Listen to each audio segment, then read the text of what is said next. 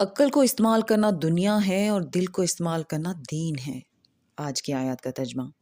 پناہ مانگتی ہوں اللہ کی شیطان مردود سے، شروع اللہ کا نام لے کر جو بڑا مہربان نہایت رحم والا ہے۔ اور جب ہمارے فرشتے ابراہیم کے پاس خوشی کی خبر لے کر آئے تو کہنے لگے کہ ہم اس بستی کے لوگوں کو ہلاک کر دینے والے ہیں کہ یہاں کے رہنے والے نافرمان ہیں۔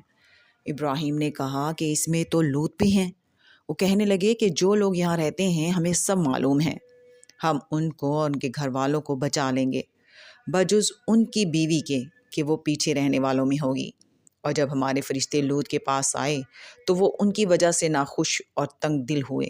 فرشتوں نے کہا کچھ خوف نہ کیجیے اور نہ رنج کیجیے، ہم آپ کو اور آپ کے گھر والوں کو بچا لیں گے، مگر آپ کی بیوی کے پیچھے رہنے والے میں ہوگی۔ ہمیں اس بستی کے رہنے والوں پر اس سبب سے کہ یہ بدکرداری کرتے رہے ہیں آسمان سے عذاب نازل کرنے والے ہیں، اور ہم نے سمجھنے والے لوگوں کے لیے اس بستی کی ایک کھلی نشانی چھوڑ دی۔ صدق اللہ العظیم۔